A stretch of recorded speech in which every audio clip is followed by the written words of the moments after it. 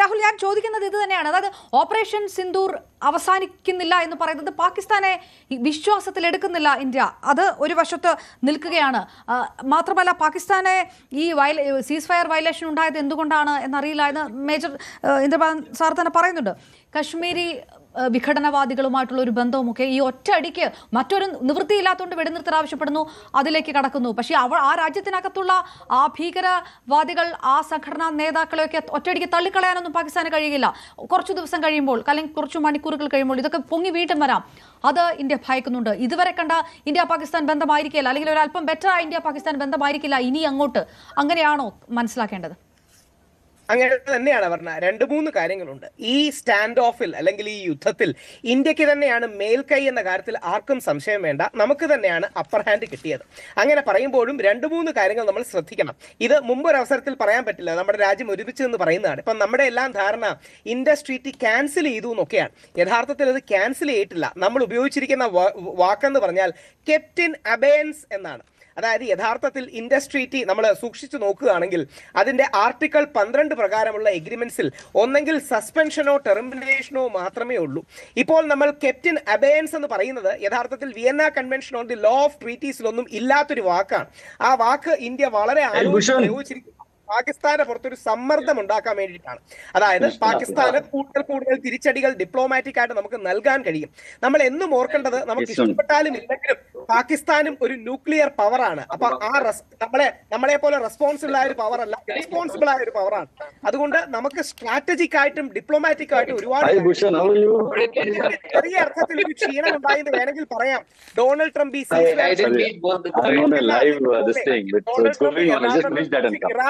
Donald Trump പല കാര്യങ്ങൾക്കും എടുക്കുന്ന വ്യക്തിയാണ്. അതുകൊണ്ട് തന്നെ ഡൊണാൾഡ് ട്രംപ് പറയുന്ന കാര്യങ്ങളെ പല ആൾക്കാരും സീരിയസ് ആയിട്ട് എടുക്കില്ല.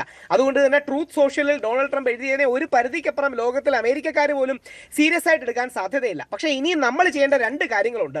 ഇന്ത്യ വിജയിച്ചു നിൽക്കുകയാണ്, പോസിറ്റീവാണ്. നമ്മൾ ഒരുമിച്ചു, സോഫിയ ഖുറേഷിയും വ്യോമിക സിംഗും നമ്മുടെ വിക്രം മിശ്രിയും അടക്കം നമ്മളെല്ലാം ഒരുമിച്ചു എന്നുള്ള കാര്യം സത്യമാണ്. ഇന്ത്യക്കാണ് മേൽക്കൈ.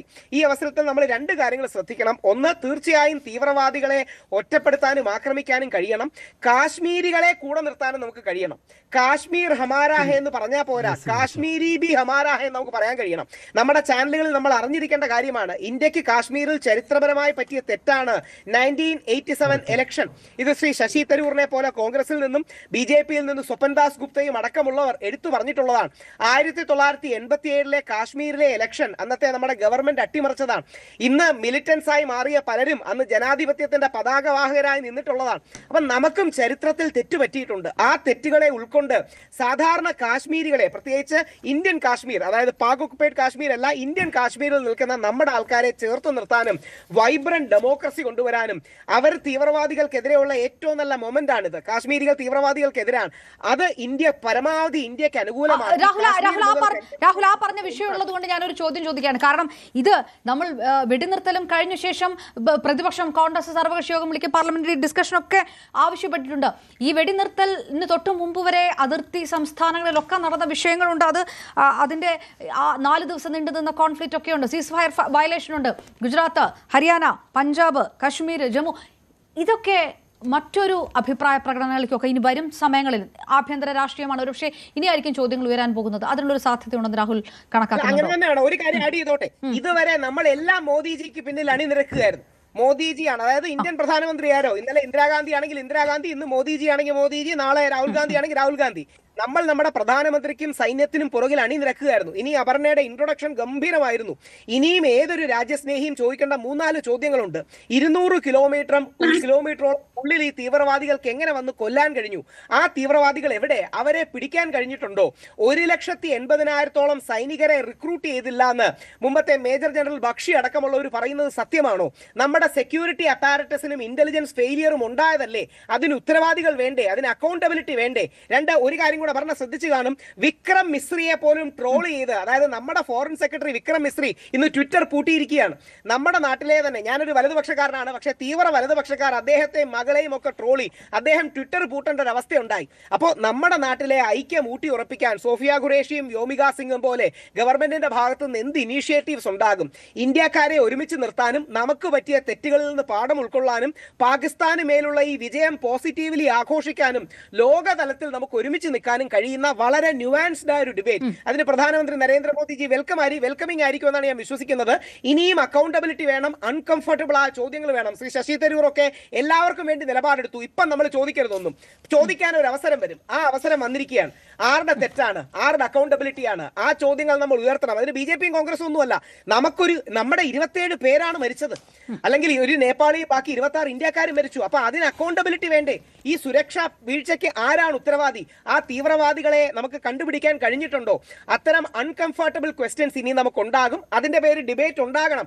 ആ സംവാദങ്ങളിൽ ശക്തമായ ചോദ്യങ്ങൾ പ്രധാനമന്ത്രി മോദി രാഹുൽ ആ ചോദ്യത്തിൽ തുടക്കമിട്ടത് നന്നായി. ഞാൻ വസന്തിലേക്ക് പോകുന്നതിന് മുമ്പ് ബിജെപി നേതാവ് പി ശ്യാമരാജിലേക്ക് പോകുന്നത്, കാരണം കോൺഗ്രസിന് ഇനി ഒരുപാട് ഇതിലേറെ ചോദിക്കാനുണ്ട് എന്നുള്ളത് കൊണ്ട് കൂടി തന്നെയാണ്. സ്വാഭാവികമായിട്ടും ഇത്തരം ചില ചോദ്യങ്ങൾ എന്തുകൊണ്ട് ഇന്ന് ഇപ്പോൾ 3 സേനാ മേധാവിമാരോട് ചോദിച്ചപ്പോൾ റഫാൽ തകർന്നോ എന്ന ചോദ്യമുണ്ടായി.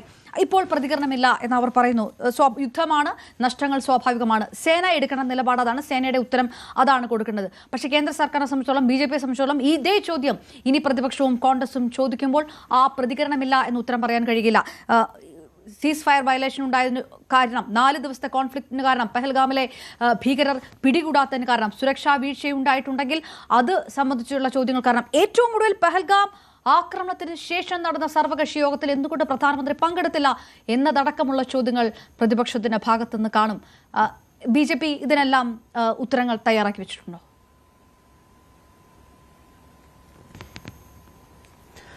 അപർണ, നോക്കൂ, നിങ്ങളിപ്പോൾ അവസാനം ചോദിച്ച ചോദ്യം, ഇപ്പോൾ പ്രധാനമന്ത്രി എന്തുകൊണ്ട് സർവകക്ഷി യോഗത്തിൽ പങ്കെടുത്തില്ല എന്നുള്ളത്, ഈ ഒരു പഹൽഗാം ആക്രമണത്തിന് ശേഷം മുഴുവൻ സംവിധാനങ്ങളും നമ്മുടെ പ്രതിരോധ സേനയുടെയും അതോടൊപ്പം തന്നെ പ്രതിരോധ വകുപ്പിന്റെയും കൈകളിലായിരുന്നു. പ്രതിരോധ വകുപ്പ് മന്ത്രി കൃത്യമായിട്ട് അവിടെ കൂടിയിരുന്ന മുഴുവൻ ആളുകളെ കാണുകയും അവരുമായിട്ട് സംസാരിക്കുകയും ചെയ്തിട്ടുണ്ട്. അപ്പോൾ ഇതൊരു സിസ്റ്റമാറ്റിക് ആയിട്ട് ഒരു പ്രൊഫഷണൽ രീതിയിലാണ് നമ്മൾ ഈ ഒരു പ്രത്യാക്രമണത്തെ നമ്മൾ കൈകാര്യം ചെയ്തിട്ടുള്ളത്, മുമ്പോട്ട് കൊണ്ടുപോയിട്ടുള്ളത്. നോക്കൂ, ഈ വിഷയമായിട്ട് ബന്ധപ്പെട്ട് ഇതുവരെ ഏതെങ്കിലും രാഷ്ട്രീയ രീതിയിലുള്ള പ്രതികരണം ഉണ്ടായിട്ടുണ്ടോ? ഇല്ലല്ലോ. ആർമിയും അതോടൊപ്പം നമ്മുടെ പ്രതിരോധ സേനകളുമാണ് ഈ വിഷയമായിട്ട് ബന്ധപ്പെട്ട് ഇതുവരെ ജനങ്ങളോടും രാജ്യത്തോടും സംസാരിച്ചിട്ടുള്ളത്. അപ്പോൾ ഇനിയും അങ്ങനെ തന്നെ ആയിരിക്കും ഈ ഒരു വിഷയമായിട്ട് ബന്ധപ്പെട്ട്. നോക്കൂ, ഈ ഒരു പോയിന്റ് ഞാൻ ഇടപെടുന്നത്, അങ്ങനെ ഒരു രാഷ്ട്രീയ പ്രതികരണം ഇല്ലാത്തത് പ്രതിപക്ഷം വളരെ കൃത്യതാർന്ന ഒരു മാതൃക ഇതിനകത്ത് കാണിച്ചിട്ടുണ്ട്. ഏതെങ്കിലും തരത്തിലുള്ള ചോദ്യങ്ങൾ ഞങ്ങളിപ്പോൾ ചോദിക്കുന്നില്ല, ഞങ്ങൾ ഒപ്പം നിൽക്കുകയാണ് എന്ന് കോൺഗ്രസ് അടക്കം ദേശീയ തലത്തിൽ പറഞ്ഞിട്ടുണ്ട്. അതുകൊണ്ട് ഈ തരത്തിൽ ഉത്തരം പറയേണ്ട ബാധ്യത രാഷ്ട്രീയ നേതൃത്വത്തിന്, ബിജെപിക്ക്, കേന്ദ്ര സർക്കാരിന് വന്നിട്ടില്ല. പക്ഷേ ഇനി നാളെ മുതൽ ഈ ചോദ്യങ്ങൾ ഞങ്ങൾ ചോദിക്കുമെന്നുള്ള സൂചന പ്രതിപക്ഷം നൽകുകയും ചെയ്തിട്ടുണ്ട്.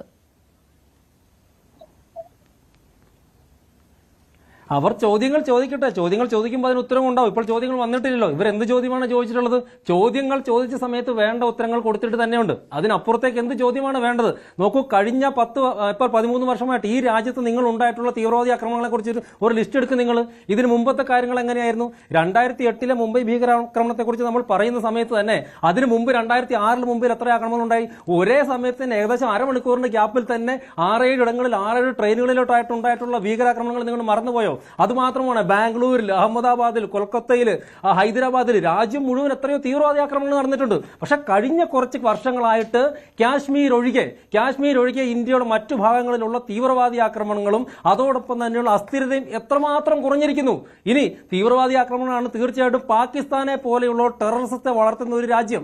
അവർ ഏതെങ്കിലും ഒരു കാലഘട്ടത്തിൽ ഒതുങ്ങും എന്ന് നമുക്ക് കരുതിക്കൂടാ. അവരെ അടിച്ചൊതുക്കുക മാത്രമാണ് വഴി. അവർ ഏതൊക്കെ സമയത്ത് തലപൊക്കാൻ വേണ്ടിയിട്ട് തയ്യാറാകുന്നു ആ സമയത്തേക്ക് അടിച്ചൊതുക്കിയാണ്. 47 മുതൽ തുടങ്ങിയതാണ് അവര്. 2025 വരേക്കും അവർ തുടർന്നുകൊണ്ടേയിരിക്കുന്നു. ഇനി നാളെ അവർ തീവ്രവാദം, ആ രാജ്യത്ത് നിന്നുള്ള തീവ്രവാദാക്രമണം ഇല്ലാതാവണമെങ്കിൽ ആ രാജ്യം പൂർണ്ണമായിട്ട് ഇല്ലാതെയാവുക എന്നുള്ളൊരു വഴിയേ ഉള്ളൂ. ഇവിടെ നമുക്ക് ചെയ്യുവാൻ വേണ്ടിയിട്ട് കഴിയുന്ന എന്താണ്? പരമാവധി നമ്മുടെ സംവിധാനങ്ങളെ ശക്തിപ്പെടുത്തിക്കൊണ്ട് ഇനിയൊരു ആക്രമണം ഇവിടെ ഉണ്ടാവാതിരിക്കാൻ വേണ്ടിയിട്ട് നോക്കുക. പരമാവധി ആക്രമണങ്ങൾ കുറയ്ക്കാൻ വേണ്ടിയിട്ടുള്ള നമ്മുടെ സെക്യൂരിറ്റി സംവിധാനങ്ങൾ ശക്തമാക്കുക. ഇനി ഏതെങ്കിലും തരത്തിൽ നമുക്കെതിരെ ഒരു ആക്രമണം ഉണ്ടായെങ്കിൽ പൂർവാധികം ശക്തിയോടെ തിരിച്ചടിച്ച് അവരുടെ നട്ടല്ലൊടിക്കുക. ആ നട്ടല്ലൊടിക്കുന്ന പ്രവർത്തനമാണ് കഴിഞ്ഞ കുറച്ച് ദിവസങ്ങളായിട്ട് നമ്മുടെ രാജ്യത്ത് കണ്ടിട്ടുള്ളത്. നോക്കൂ, ആദ്യം പാകിസ്ഥാനിലെ തീവ്രവാദ കേന്ദ്രങ്ങൾ മുഴുവൻ 1971 ശേഷം പാകിസ്ഥാന്റെ ഉള്ളിൽ കയറി നാം അടിച്ചിടുകയുണ്ടായി. അതിനുശേഷം അവർ തിരിച്ചാക്രമിക്കാൻ വേണ്ടി ശ്രമിച്ചു. പിന്നീട് സൈനിക കേന്ദ്രങ്ങൾ ആക്രമിച്ചു. പിന്നീട് അവരുടെ എയർബേസുകൾ ആക്രമിച്ചു. അങ്ങനെ പൂർണ്ണമായിട്ട് ആ രാജ്യത്തിന് നിലം തൊടാൻ പറ്റാത്ത രീതിയിലുള്ള, നടുവൊടിക്കുന്ന രീതിയിലുള്ള അറ്റാക്കാണ് നമ്മൾ ചെയ്തിട്ടുള്ളത്. ഇപ്പോഴും കേന്ദ്ര സർക്കാരും അതോടൊപ്പം തന്നെ സൈന്യം പറഞ്ഞതാണ് ഈ സീസ് ഫയർ എന്ന് പറയുന്നത് ഈ ഓപ്പറേഷൻ സിന്ദൂരിന്റെ എൻഡ് അല്ല, അതിന്റെ ഒരു അവസാനമല്ല. സീസ് ഫയർ എന്ന് പറയുന്നത് പാകിസ്ഥാൻ താൽക്കാലികമായിട്ട് ആവശ്യപ്പെട്ടതുകൊണ്ടും അതോടൊപ്പം തന്നെ നമുക്കിതൊരു യുദ്ധമായിട്ട് എസ്കലേറ്റ് ചെയ്യാൻ വേണ്ടി താല്പര്യമില്ലാത്തതുകൊണ്ടും, പാകിസ്ഥാനെ പോലെയല്ല വികസനത്തിന്റെ കാര്യത്തിൽ നമുക്ക് ഒരുപാട് മുമ്പോട്ട് പോകേണ്ടതായിട്ടുണ്ട്. നമ്മളൊരു ഉത്തരവാദിത്തപ്പെട്ടുള്ള രാജ്യമാണ്. അതുകൊണ്ട് തന്നെ അവർ ആവശ്യപ്പെട്ടത് കൊണ്ട് നമ്മളൊരു വെടിനിർത്തൽ വെച്ചു, അംഗീകരിച്ചു എന്നുള്ളതിനപ്പുറത്തേക്ക് ഓപ്പറേഷൻ സിന്ദൂറും അവസാനിച്ചിട്ടില്ല, പാകിസ്ഥാനെതിരെയുള്ള നമ്മുടെ നടപടികളും അവസാനിച്ചിട്ടില്ല, തീവ്രവാദത്തിനെതിരെയുള്ള നമ്മുടെ 47 മുതൽ നമ്മൾ തുടർന്ന് പോയിക്കൊണ്ടിരിക്കുന്ന നമ്മുടെ യാതൊരു പ്രവർത്തനവും അവസാനിപ്പിച്ചിട്ടില്ല. അപ്പോൾ ആ ഒരു സമയത്ത് എന്താണ് ചെയ്യാൻ വേണ്ടിയിട്ട് സാധിക്കുക, ആ രീതിയിലുള്ള പ്രവർത്തനങ്ങൾ പൂർണ്ണമായിട്ടും ചെയ്തിട്ടുണ്ട്. ഇപ്പോൾ എനിക്ക് തോന്നുന്നു ഇന്നലെ വൈകിട്ട് മുതൽ ഇന്ന് രാവിലെ വരെ ചില സംശയങ്ങളൊക്കെ സോഷ്യൽ മീഡിയകളിൽ വരുന്നുണ്ടായി. ഇപ്പൊ അവസാനം സേനാ മേധാവികളുടെ പ്രസ് മീറ്റ് വന്ന സമയത്ത് നിങ്ങൾ എന്താണ് കണ്ടത്? 30-40ഓളം വരുന്ന പാക് സൈനികരടക്കം കൊല്ലപ്പെട്ടിരിക്കുകയാണ്. അവിടുത്തെ തീവ്രവാദ കേന്ദ്രങ്ങൾ മുഴുവനായിട്ടും, അതോടൊപ്പം കാണ്ഡഹാറിൽ നമ്മുടെ വിമാനം റാഞ്ചിയിട്ടുള്ള ആളെ ഉൾപ്പെടെ നമ്മൾ ഇല്ലാതാക്കിയിരിക്കുകയാണ്. പലയിടങ്ങളിലും വലിയ ഗർത്തമായിട്ട് മാറിയിരിക്കുകയാണ്. പൂർണ്ണമായിട്ടുള്ള തിരിച്ചടി പാകിസ്ഥാന് കൊടുത്തു കഴിഞ്ഞു. ഇത് ഇനിയും നീണ്ടുപോകും. ഇതിനപ്പുറത്തേക്കുള്ള രാഷ്ട്രീയ ചോദ്യങ്ങൾ വരട്ടെ, ആ സമയത്ത് നമുക്ക് തീർച്ചയായിട്ടും ചർച്ച ചെയ്യാം.